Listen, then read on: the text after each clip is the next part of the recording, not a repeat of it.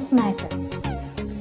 Electromagnetic റേഡിയേഷൻസിന് particle nature ഉണ്ടെന്ന് നമ്മൾ നേരത്തെ പറഞ്ഞിരുന്നു അല്ലേ. പാർട്ടിക്കിൾ നേച്ചർ എന്താണെന്ന് നമ്മൾ പറഞ്ഞിരുന്നു. അതിൽ നമ്മൾ Planck's quantum theory, photo electric effect ഒക്കെ അതിൻ്റെ എക്സാമ്പിളായിട്ട് നമ്മൾ പഠിച്ചിരുന്നു, particle nature of electromagnetic radiations. എന്നാൽ ഇപ്പോൾ നമ്മൾ പറയാൻ പോകുന്നത് particles like electron has wave nature. ഇലക്ട്രോണിന് എന്തുണ്ട്? വേവ് നേച്ചർ ഉണ്ട്. അതാണ് നമ്മൾ പറയാൻ പോകുന്നത്. ഈ ഫിഗർ നോക്കൂ, ഇതൊരു വേവാണ്. Wave could behave as particle. Photons, ലൈറ്റിൻ്റെ പാർട്ടിക്കിൾസിനെ നമ്മൾ ഫോട്ടോൺസ് എന്നാണ് വിളിക്കുന്നത്. അപ്പോൾ wave could behave as particles. Wave എന്തായിട്ട് ബിഹേവ് ചെയ്യുന്നുണ്ട്? പാർട്ടിക്കിളായിട്ട് ബിഹേവ് ചെയ്യുന്നത്. അതുപോലെ material particles like electrons, material പാർട്ടിക്കിൾസിൻ്റെ എക്സാമ്പിളാണ് electrons, can behave as a wave. Electrons എന്തായിട്ട് ബിഹേവ് ചെയ്യുന്നുണ്ട്? വേവ് ആയിട്ട് ബിഹേവ് ചെയ്യുന്നുണ്ട്. മനസ്സിലായി? അതായത് wave could behave as a particle. Particle എന്ന് പറയുന്നത് ഫോട്ടോൺസ് ഓഫ് ലൈറ്റ്. അതുപോലെ തന്നെ പാർട്ടിക്കിൾ അതായത് electrons could behave as a wave. മനസ്സിലായല്ലോ? അപ്പോൾ ഈ ഇലക്ട്രോൺസിൻ്റെ അല്ലെങ്കിൽ പാർട്ടിക്കിൾസിൻ്റെ വേവ് നേച്ചർ പ്രപ്പോസ് ചെയ്തത് ഡി ബ്രോഗ്ലി എന്ന സയൻറ്റിസ്റ്റാണ്. ഈ wave nature of particle propose ചെയ്തത് ഡി ബ്രോഗ്ലി എന്ന സയൻറ്റിസ്റ്റാണ്. He proposed that electrons, if it has a wave nature, should have a wavelength. അപ്പോൾ ഇലക്ട്രോൺസ് വേവ് നേച്ചർ കാണിക്കുകയാണെങ്കിൽ അതിനൊരു വേവ് ലെങ്ത് ഉണ്ടായിരിക്കണം. അതാണ് ഇദ്ദേഹം പറഞ്ഞത്. ഇലക്ട്രോൺസ് വേവ് നേച്ചർ കാണിക്കുകയാണെങ്കിൽ അതിന് മസ്റ്റായിട്ട് എന്തുണ്ടായിരിക്കണം? ഒരു വേവ് ലെങ്ത് ഉണ്ടായിരിക്കണം. ഓക്കെ, ആ വേവ് ലെങ്ത്തിൻ്റെ ഇക്വേഷനാണ് ഡി ബ്രോഗ്ലി വേവ് ലെങ്ത് എന്ന് പറയുന്നത്. ആ ഇക്വേഷനെയാണ് നമ്മൾ ഡി ബ്രോഗ്ലി വേവ് ലെങ്ത് എന്ന് പറയുന്നത്. ഇതാണ് ഡി ബ്രോഗ്ലി വേവ് ലെങ്ത്. അതിൻ്റെ ഇക്വേഷനാണ് lambda is equal to h/p, that is equal to h/mv. ഇപ്പോൾ ഇവിടെ ലാംഡ എന്ന് പറയുന്നത് അറിയാലോ, എന്താണ്? വേവ് ലെങ്ത് ആണ്. പി എന്ന് പറയുന്നത് എന്താണ്? മൊമെൻ്റ് ആണ്. എച്ച് എന്ന് പറയുന്നത് നമുക്കറിയാം പ്ലാങ്ക്സ് കോൺസ്റ്റൻ്റ് ആണ്. എം എന്ന് പറയുന്നത്, ഇപ്പോൾ പി മൊമെൻറ്റം എന്ന് പറയുന്നത് എന്താണ്? മാസ് ഇൻറ്റു വെലോസിറ്റി ആണ് മൊമെൻറ്റം എന്ന് പറയുന്നത്. അപ്പം ഇവിടെ പീനെ മാറ്റി എഴുതിയെന്നേ ഉള്ളൂ, h/mv എന്ന് എഴുതി. എം എന്ന് പറയുന്നത് മാസ് ഓഫ് ദി ഇലക്ട്രോൺ ആണ്, വി എന്ന് പറയുന്നത് വെലോസിറ്റി. ഓക്കെ, ഈ ഇക്വേഷനാണ് എന്ത് പറയുന്നത്? ഡി ബ്രോഗ്ലി ഇക്വേഷൻ എന്ന് പറയുന്നത്. അപ്പോൾ ഈ ഇക്വേഷൻസ് ഉപയോഗിച്ചിട്ട് നമുക്ക് പാർട്ടിക്കിൾസിൻ്റെ വേവ് ലെങ്ത് ആണ് കണ്ടുപിടിക്കാൻ സാധിക്കുക. മനസ്സിലായോ? അല്ലാതെ ഇലക്ട്രോമാഗ്നറ്റിക് റേഡിയേഷൻസിൻ്റെ വേവ് ലെങ്ത് അല്ല.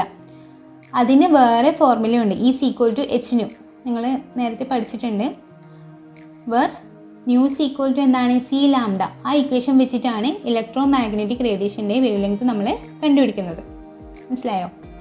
അതായത് ഇവിടെ നമ്മൾ പാർട്ടിക്കിൾസിൻ്റെ വേവ് ലെങ്ത് ആണ് ഈ ഇക്വേഷൻ വെച്ചിട്ട് കണ്ടുപിടിക്കുന്നത്, അല്ലാതെ ഇലക്ട്രോമാഗ്നറ്റിക് റേഡിയേഷൻസിനെ അല്ല.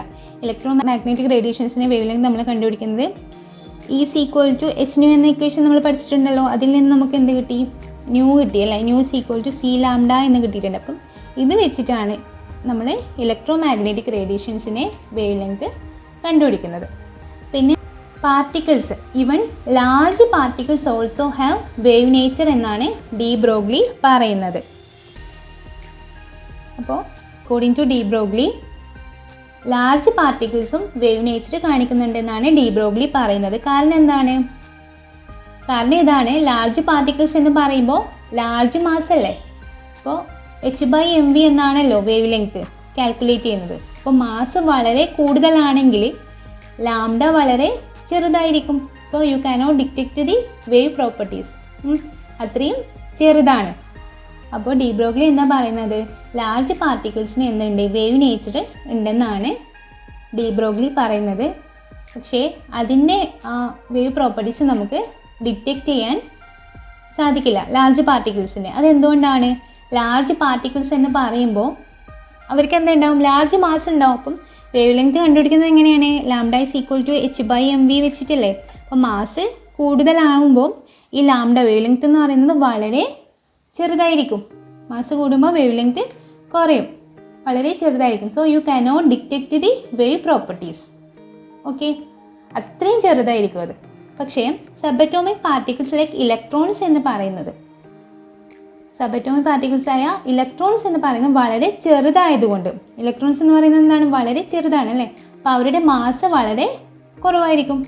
അപ്പോൾ എക്സ്പെരിമെൻ്റലി നമുക്ക് അവരുടെ വേവ് ലെങ്ത് മെഷർ ചെയ്യാനായിട്ട് സാധിക്കും. So that is the reason. Okay, അപ്പോൾ ലാർജ് പാർട്ടിക്കിൾസിൻ്റെയും വേവ് നേച്ചർ, ലാർജ് പാർട്ടിക്കിൾസിന് എന്തുണ്ട്, വേവ് നേച്ചർ ഉണ്ട്, പക്ഷെ അത് നമുക്ക് ഡിറ്റക്റ്റ് ചെയ്യാനായിട്ട് പറ്റില്ല. കാരണം എന്താണ്, ലാർജ് പാർട്ടിക്കിൾസ് എന്ന് പറയുമ്പോൾ അതിൻ്റെ മാസ് കൂടുതലായിരിക്കും. അപ്പോൾ മാസ് കൂടുമ്പോൾ അതിൻ്റെ വേവ് ലെങ്ത് എന്ന് പറയുന്നത് വളരെ മൈന്യൂട്ടായിരിക്കും. അപ്പോൾ അത് നമുക്ക് ഡിറ്റക്റ്റ് ചെയ്യാനായിട്ട് പറ്റില്ല. പക്ഷേ സബറ്റോമിക് പാർട്ടിക്കിൾസ് ആയ ഇലക്ട്രോൺസിൻ്റെ വേവ് നേച്ചർ, ഇലക്ട്രോൺസിൻ്റെ മാസ് എന്ന് പറയുന്നത് വളരെ കുറവാണ്. അതുകൊണ്ട് തന്നെ അതിൻ്റെ വേവ് ലെങ്ത് കൂടുതലായിരിക്കും. അതുകൊണ്ട് നമുക്ക് എക്സ്പെരിമെൻ്റലി മെഷർ ചെയ്യാനായിട്ട് സാധിക്കും. ഇനി ഇലക്ട്രോൺ മൈക്രോസ്കോപ്പിൻ്റെ പ്രിൻസിപ്പിൾ എന്ന് പറയുന്നത് ഈ വേവ് നേച്ചർ ഓഫ് മാറ്ററാണ്. അപ്പോൾ ഇതിൻ്റെ ഒരു ആപ്ലിക്കേഷനാണ് ഇലക്ട്രോൺ മൈക്രോസ്കോപ്പ് എന്ന് പറയുന്നത്. ഏതിൻ്റെ, വേവ് നേച്ചർ ഓഫ് മാറ്ററിൻ്റെ. അപ്പോൾ ഇലക്ട്രോൺ മൈക്രോസ്കോപ്പ് എന്ന് പറയുന്നത് എന്താണ്, ഒരു വസ്തുവിൻ്റെ സൈസിൻ്റെ 15 മില്യൺ ടൈംസ് മാഗ്നിഫിക്കേഷൻ പ്രൊഡ്യൂസ് ചെയ്യാൻ കഴിയുന്ന ഒരു മൈക്രോസ്കോപ്പാണ് electron microscope. Okay, so this is the dual nature of matter. ഇത്രയാണ് ഡ്യുവൽ നേച്ചർ ഓഫ് മാറ്ററിൽ പഠിക്കാനുള്ളത്. മനസ്സിലായല്ലോ?